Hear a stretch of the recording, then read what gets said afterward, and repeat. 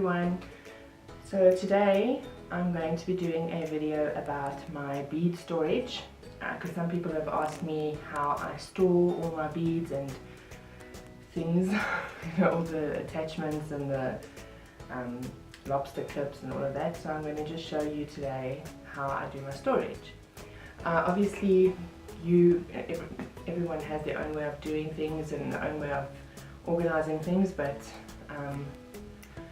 this is just the way that I do it, so I hope you enjoy. So you're not going to see my face too much, but otherwise you won't be able to see the stuff. So first of all, I've got my beads. Like you can see, it says beading kit on it. They're not all labeled at the moment except for the other stuff. In here I've got all my side cutters and my pliers and all the different bead crimping things that you get. Then I've got these are batteries in your watches, and then I've also got a little holder with all the chains in it. So all the different types of chains that I've got are in there. And then I've got a holder with all the tiger tails and the leather holders and the wires and all of that stuff in there. And then there's just like a few little bits here and there. So that's this holder. This one is, it's just basically got all the stuff that you would hang the beads on. The next one is, the next smaller one is this one. Okay, this one's a little bit heavier because it's got all the beads in and the crystals. So, just open it. Yeah, so these ones I've got in packets because otherwise there's so many I wouldn't be able to fit them all in this little holder. It would have to be a big holder like this one if I was going to put them all in holders. But, and sometimes, like I know some people have those plastic holders, like you'll see that I've got some of the stuff in here, but I can't put the beads in that because some of them are too big and I would have to use like a lot of those holders. And I used to do that, but it just cost me a fortune to buy those holders and also like storage place to put all of them. So for me at the moment this is working the best. So I have these Ziploc bags, and then in them I've got the beads. So each bead type, you could say, is in its own little bag. You can see, its own little Ziploc bag. And on the little Ziploc bag I've put like the price. So you'll see the price per bead. So I can know how much the price is per bead. So each Ziploc bag, the big ones, has got the colors for that. So this is like green and yellow, which has also got a bit of gold in it. Pink. So you get the picture, like there's all different ones in here. That's like blue, you can see it's lots because it's blue by the color.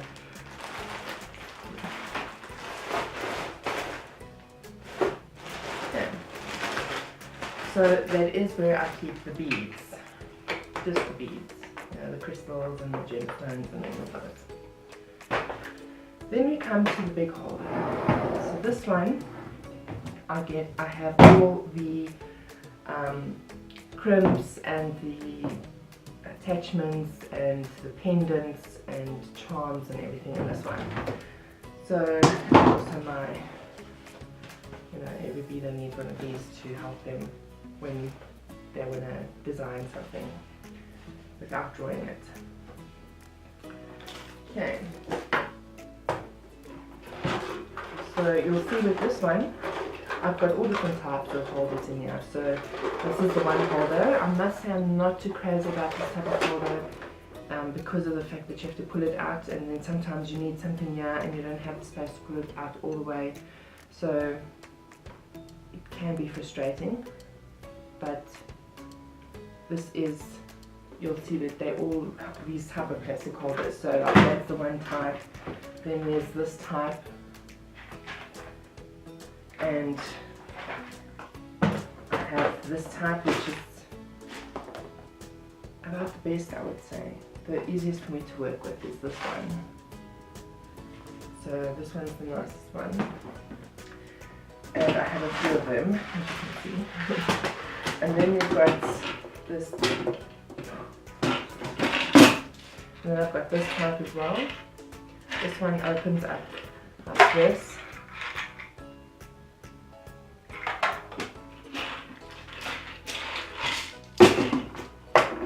And then I have one of these, which I used to have a lot of them, but when I started getting rid of some of the stuff, I actually, and when I had my craft shop and I didn't need holders anymore, then I got rid of some of them.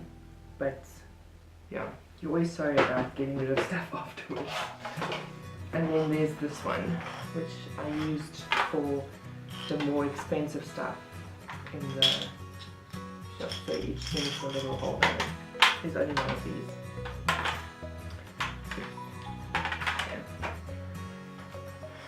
Okay. Then what I can tell you, which is very helpful for me, because if you're someone that makes jewelry for a living and you sell your jewelry and not just give it away, then it helps to have it where you'll see that I've put each item into its different holders, you know, and then on each one I have to say how much it is per item.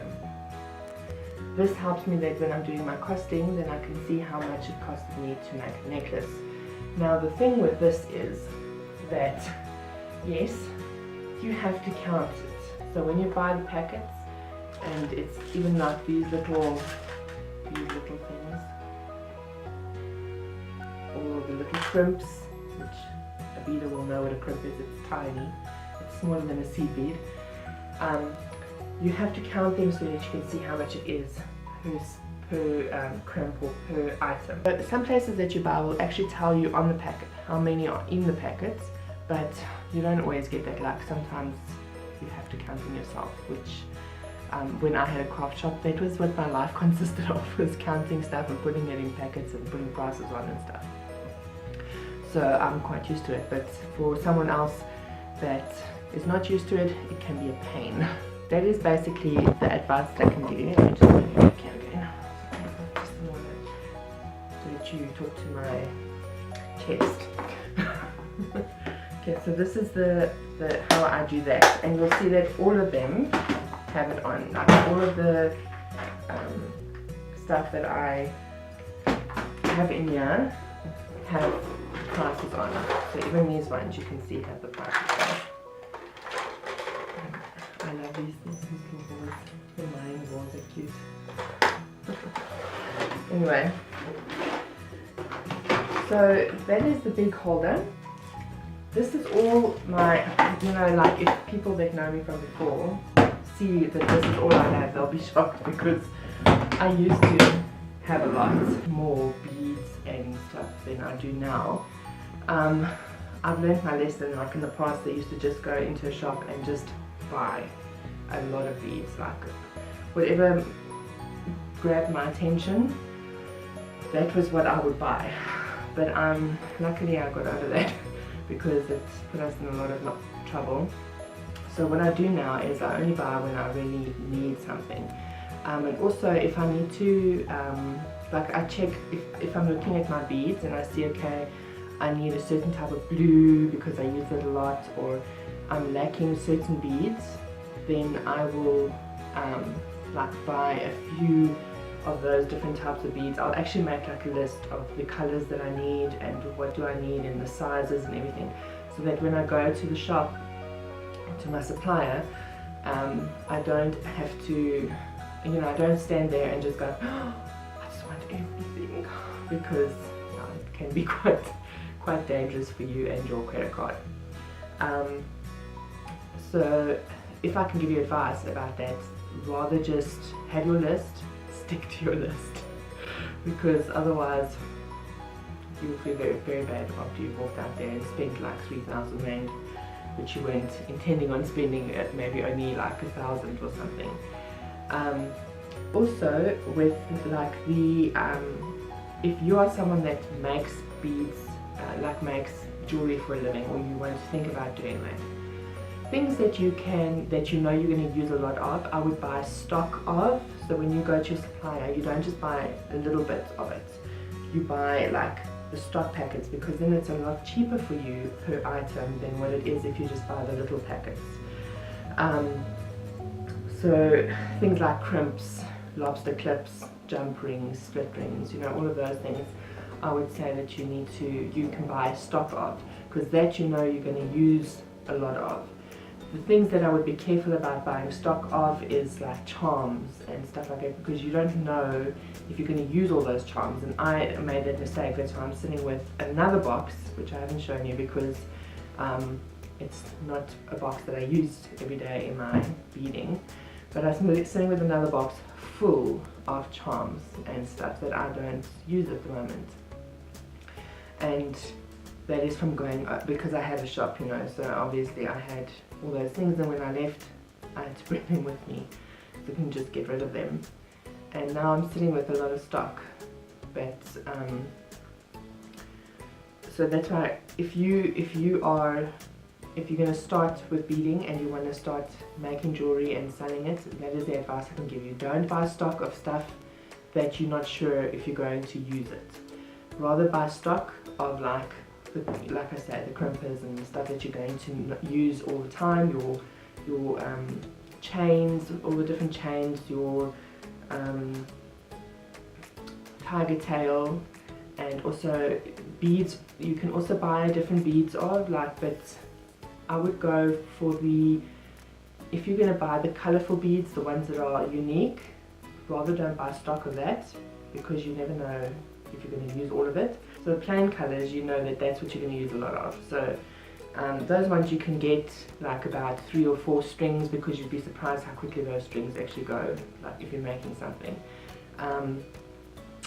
Also, if you're going to do your barrels and stuff that are in between your necklaces, those you can also buy a little bit more of, but also not like stock. Like I would not, because they come out with so many different barrels and spaces and stuff, that you don't want to be stuck with just 1 or 2 types, and because you now need to finish like the large amount that you bought of it. So rather just also buy like as you need it. That is my bead organization. It's not all that out there at the moment, like I say, because I've cut down a lot, and I do have, like, I would like to show you what my office looks like, but it's a disaster zone at the moment because my husband's tools are everywhere, and there's school books everywhere, and pieces of paper and books and everything everywhere. So I would be highly embarrassed showing you what it looks like, because actually it's even driving me insane at the moment because it's so untidy. But one day when I've got my life organized in there, then I will show you how I organize my cupboards with pencils and pens, and yes, everyone thinks I'm insane because I put everything in boxes. Like you can see, I love my boxes, I love my kits. In the past I used to label everything. I haven't done that in a while because I don't have, my printer's not really working for that. It's working mostly for school tasks and exams and tests and stuff like that.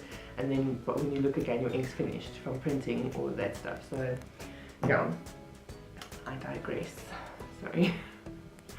So anyway, that is the bead organization. So I hope that you enjoyed the video, and I hope that it helped a little bit for someone out there that is also doing beading, that doesn't know how to organize themselves, or how to someone that wants to start beading and doesn't know how to buy things. So maybe that little bit of advice given also helps. Also, I can tell you, search for your suppliers before you just go and buy from someone. Don't just buy from a craft shop if you are making jewelry for a living, because if you buy from a craft shop, sorry, you know, I also used to have one. That's mostly just for the hobby people. So that's the people that do it as a hobby should use craft shops.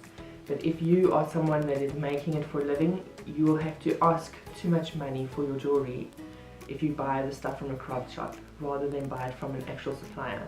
So rather Google, look around, speak to people, try and find out where you can go and buy as for suppliers of the stuff. But also you have to decide like what you're going to use in your jewelry. Like everyone knows, my jewelry is made of crystals, freshwater pearls, gemstones and glass. I don't like using plastic fantastic. I don't like using that. It looks cheap and it doesn't last very long. And also I'm very good at making my silver stay silver for a very long time, so it's something I pride myself in as well. Better than some shops that you buy your stuff from, which goes off in a month, which I have that problem. So anyway, I digress again. So if you liked the video, please give it a thumbs up, I would appreciate it. And if you haven't subscribed already to my channel, please click the subscription block, I will really appreciate it. It helps me a lot. And if you click the bell notification, you'll be informed of when I upload a video again. All my social media is in the description block below, and you can go and follow my blog. I would appreciate it. I'm trying to get all the views up there, and everything is on there, my jewelry, my author stuff, everything, it's all there. I'm moving everything over to one blog, so you can go and check it out. The link is down below, and then you can find all my other social media, and that's it. I hope you have a wonderful day and keep your crystal on and your sparkle strong. Goodbye.